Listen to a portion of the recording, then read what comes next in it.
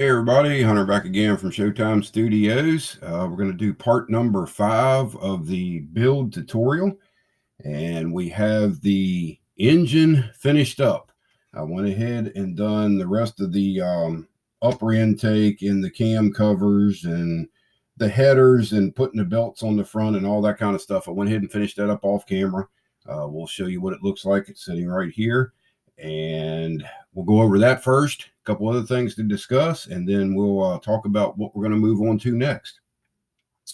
So this is the finished engine assembly. For the most part, it is done. And hopefully the camera will stay focused on this thing. But as you can see, it's silver, and the intake is a little bit shinier now. And got nice detail on everything. Did some heat staining on the headers. We did the belts in a flat black. We also did the pulleys with a little bit of C1 metallizer, the buffing compound. But that's how it came out. So for the most part, the engine is just about ready to go in. And I'm just going to do a quick overview of what all it took to get the engine to come out like this.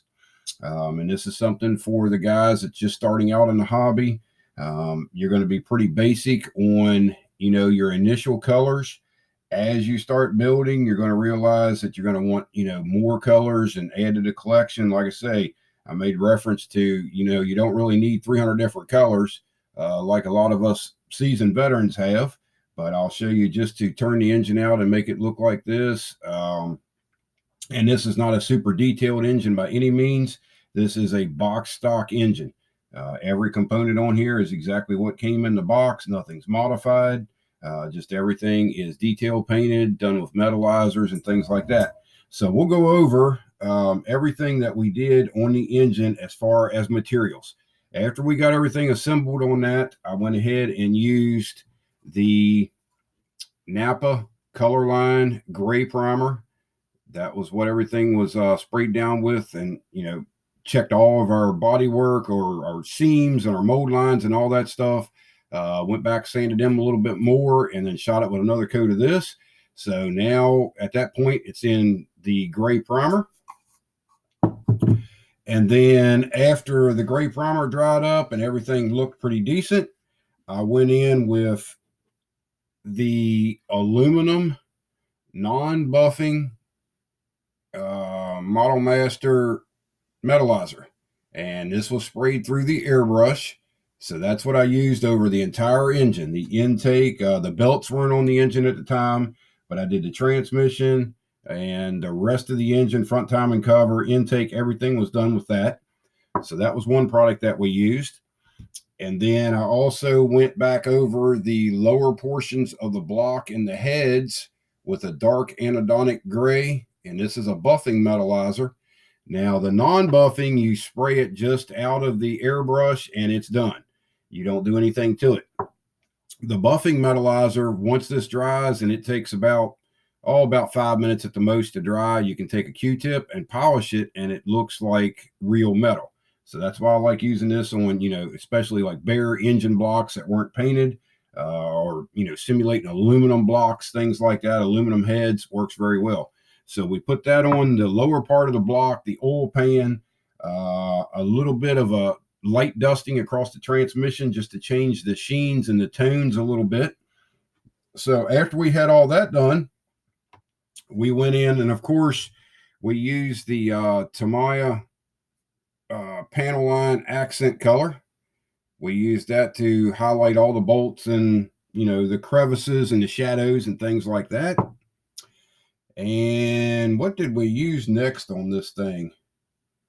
I don't remember exactly all the steps that I used, but with the panel line accent color, to get that back off, we used the 1156 enamel thinner and brush cleaner from Testors. That's what we use to get the excess off and leave it all down in the low spots of your part that you're working on. So once we got to that point, then it was time to start some detail work. And I went in with a little bit of the C1 metallizing buffing powder. And this stuff is pretty nice. You can put this over any color. It works better over darker colors. But you just put a little bit of this on, buff it around a little bit, and then buff it off with either a Q-tip or a soft cloth or something like that. And it will change the sheens, makes things a little bit shinier, and kind of, breaks things up, makes them look a little bit more realistic. So we used a little bit of that on the valve covers and on the upper intake. And I also used that on the headers to make them look like stainless steel. And then on the front of the engine, we used, of course, the Tamiya acrylic XF1 flat black.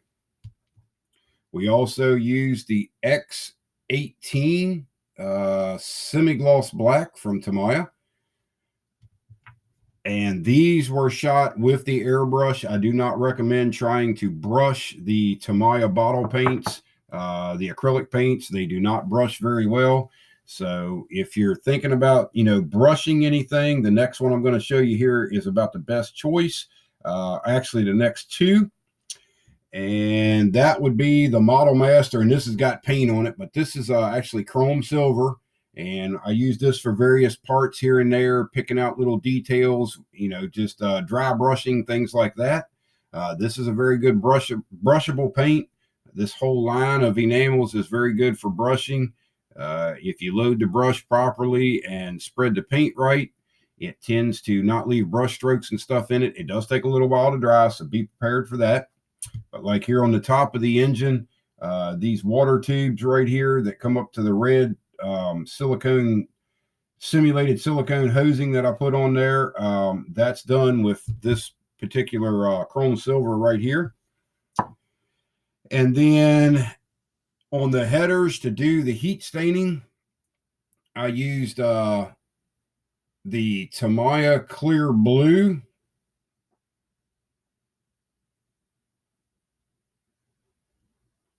Which I don't know why my camera is not zooming in on this particular bottle.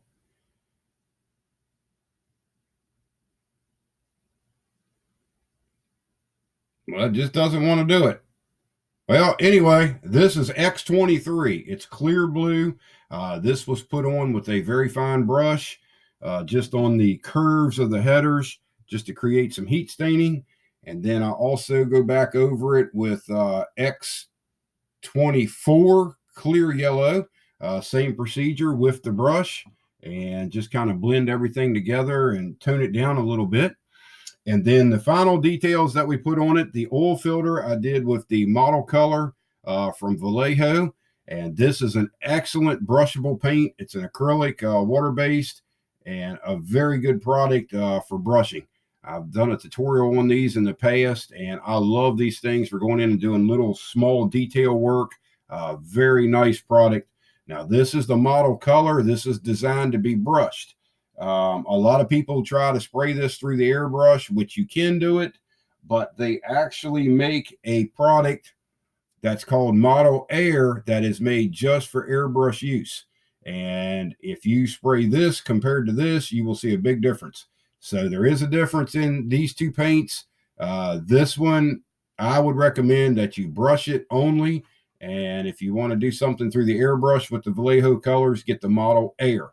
And you can also use one called the Game Colors from Vallejo. So we used the white. That was used on the oil filter itself. And then we used some of the black Vallejo, and that was used on the air intake right here, the flexible rubber air intake. And we used it on various parts on the front of the engine as far as the tensioner and the belts and a few other things, odds and ends up there. And the last color that we used on the engine is the Vallejo flat red. And I used that for the simulated silicone style hoses that are right there on those bins. And that's it. That's basically all that we used to do the engine. And as you can see, that is a lot of different products. That is 2, 4, 6, 8, 10, 12. That's 13 products plus an airbrush, your glues that we used, your sandpapers, your knife, your sprue cutters that you need. So, as you progress in this hobby, you will see that you will need more things. And, it takes a while to acquire all of those things. So just be patient with it and work along the way and just gather up stuff as you go. Actually, it was 14 products because we used the Colorline primer also. So, just to do the engine assembly alone, we have 14 different products that we used. And that is on a box stock model. That's not, any added detail or anything like that. It's all box stock. So that's how it came out. So as far as the engine steps, we are done with those. The engine is pretty much ready to go back in now, or actually go in, not back in. It hasn't been in the chassis yet, but we will be doing some more videos here real soon. I'm trying to think of the next one that's coming up. I'm actually putting all this stuff back on the shelf right now since I'm done with that. The next video coming up is going to be, let's flip to our next page on our assembly instructions here. What do we have? We have the wheels and tires. So I'll be doing a video on them. That'll be coming up. And then after that, we'll go ahead and move on to the chassis, which is the main frame, and start hanging all the suspension components and everything, the shocks. And then we'll actually get to mount the wheels and tires, it looks like. Yeah. And well, we have the exhaust to go, and then we'll have the rear end assembly, the 4-link bars, all that stuff's got to go in. Now, one thing that I didn't mention in the last video is there was a little bit of filling that I had to do on the front of the front of the block where the timing cover met the front of the block. I had to do a little bit of filling there, and probably wouldn't have needed to do it because now that I see everything assembled, you can't really see all that area. But I went ahead and filled that with a little bit of the Tamiya, whatever I did with it. Here it is, the Tamiya white putty that I showed you in the first video. Put a little bit of that on there. And while I had the putty out, this is a little tip for, the beginning guys, even the seasoned guys. Kind of take a glance over your additional parts that you have, not just the assembly that you're working on, and see if you have any bad like sink marks or areas that are going to need to be filled on an individual part. And I did find that on the top of the fuel tank. And I'm not sure this is going to be visible in the car when it's done, but there was a big sink mark right through here. So I went ahead while I had the putty out and filled that spot. I overfilled it actually. That way when I go to sand it, this thing will be ready to be painted. So that's another little tip that you can use that'll help you out and make things a little bit more, a little bit more efficient and go a little bit quicker sometimes. So yeah, like I say, we're going to go ahead and do the wheels and tires next, and then we will be moving on to starting on the chassis work. So that'll be parts, the wheels and tires will be part number 6. So that'll be coming up real soon. So if you have any questions or whatever, and by the way, before I cut this video off, we're only at about 13 minutes, so we're doing real good. There was a couple of questions that came up, and I guess you could say questions and concerns. One of them that came up was somebody asked me what this was. And if you notice, I had the engine on a toothpick sticking in this. This is actually craft foam. I think they use it for fake flowers. You take your stem of your flower and you put down in here, and then you put this in a vase or, whatever, and that's what holds it. And you can use it for other things too. All it is just styrofoam. And I still have the clear plastic wrapper that comes on it. And the reason why I use that is this stuff is very brittle. And a lot of times if you stick the toothpick in there and happen to wiggle it around any at all, this stuff will kind of flake out of here and get in the air. And if you're putting a part that's got wet paint on it on here, which is what I use it for, it'll get on your paint. So leave your plastic wrapper on it, and you shouldn't have any problems. I use a lot of these. This is the style that I use at the workbench. It's only like 3 inches, and maybe, about 3 or 4 inches around in diameter. That works real good for the workbench. You can, do various parts, stick them in there like that. If you're doing any type of panel line washes or anything like that, and say you have And I'm only going to slide this in there just real easy, because if anybody remembers the part that I did on not putting this toothpick in the back of this transmission, you don't want to bust that seam open. But say you did a panel line wash on all this stuff here, and you want the engine to set upright so all that stuff flows, you can actually take the toothpick and slide it right in the side of the foam like that. And then you can take a can of paint or something and set on it, and that'll allow the wash to all flow down, naturally the way it would on the real vehicle. So another little tip there for everybody. And so that's what that is. It's just green foam. It's not real expensive. I use like a 12 by 12 square of it over to the spray booth. That way I can do multiple parts. I can have them mounted on the toothpicks, do my spraying at the booth, and then stick the part in the foam, go on to the next one, and just, repeat the process. So that's what we have on that. And the other thing that came up, another concern and question, was somebody had asked me, and I don't remember the name right now. Sorry about that, but you'll know who you are. Asked me about why I went ahead and cut the parts off the tree and started gluing them together without washing these parts down with soap and water or anything like that. That is a procedure for the beginners that, a lot of people are going to highly recommend it. And I would say you're not going to go wrong by doing it. So, go ahead and put that on your prep list to do when you get these parts out of the bag. When you open up the kit, go ahead and get some like Dawn dishwashing liquid and, in some water, and scrub these parts down, rinse them off and let them dry. You can either let them air dry, or you can spray them off with a blow tip if you have a compressor. But I do not wash very many parts at all. Sometimes on the bodies, if I take it out and I feel a mold release on it, like some of the Revell stuff, it's almost like a film that's on it. I will scrub those down, but this particular kit here feels real good. And, experience tells me that, nothing on this is going to affect my paint work. And as far as cleaning, regular parts trees, I almost never do it, and I do not have any issues with any, glue bonding, with any paint bonding or anything like that. So that's something that, you can add it to your prep list to do, but I do not do it personally, and I don't have any issues. So, you can try it either way and see which one works for you.